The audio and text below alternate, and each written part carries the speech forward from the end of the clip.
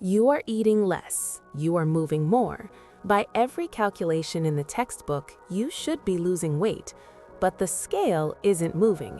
In fact, you might even be gaining body fat, specifically around the midsection. This isn't just frustration, this is a biological red flag.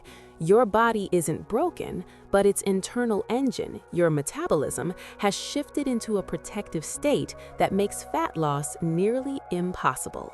Welcome to Weight Loss Decoded. We do not deal in trends or quick fixes.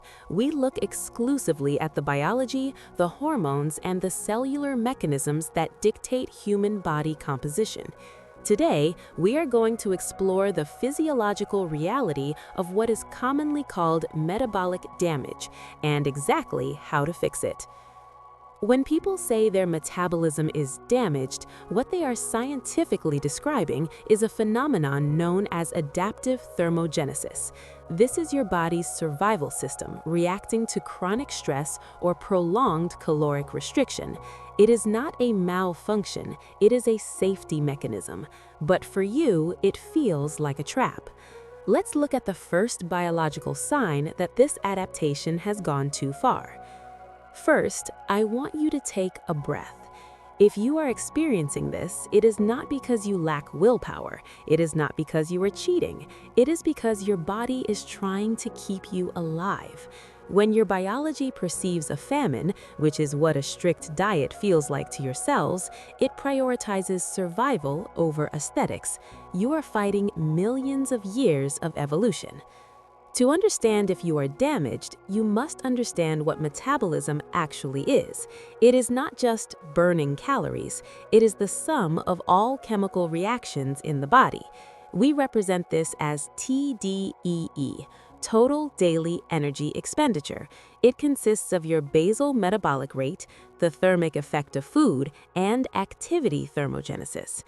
When you have metabolic adaptation, your body aggressively downregulates the largest variable, your basal metabolic rate.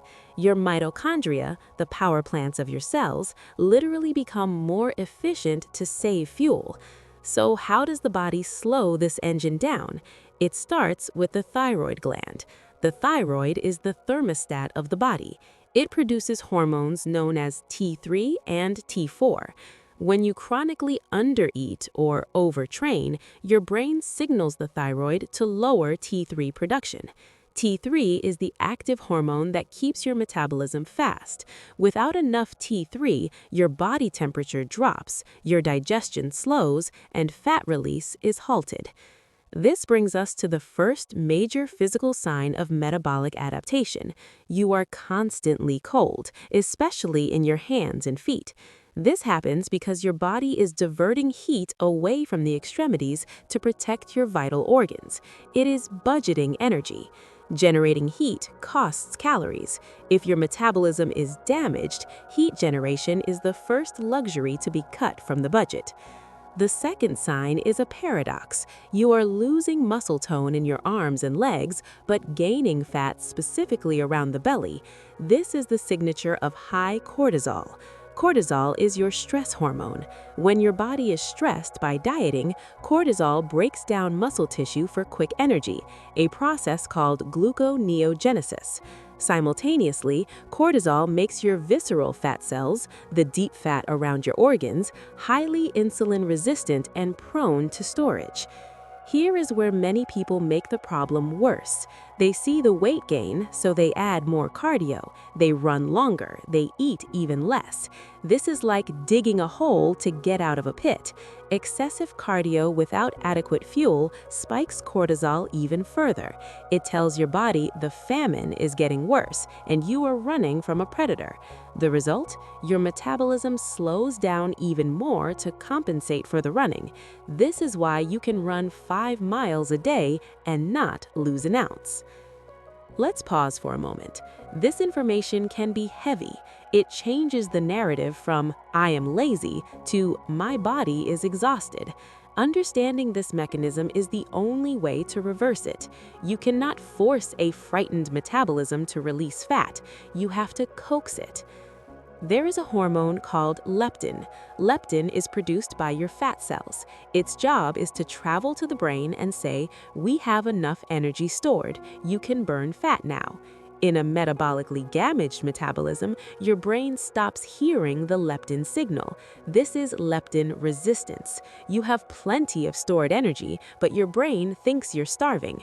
Because it senses starvation, it triggers intense cravings for sugar and fat. It is not a lack of discipline, it is a broken communication line. So, how do we fix this? The answer is counterintuitive. You must stop dieting. You need to enter a phase called reverse dieting. This involves slowly, incrementally increasing your caloric intake over weeks or months.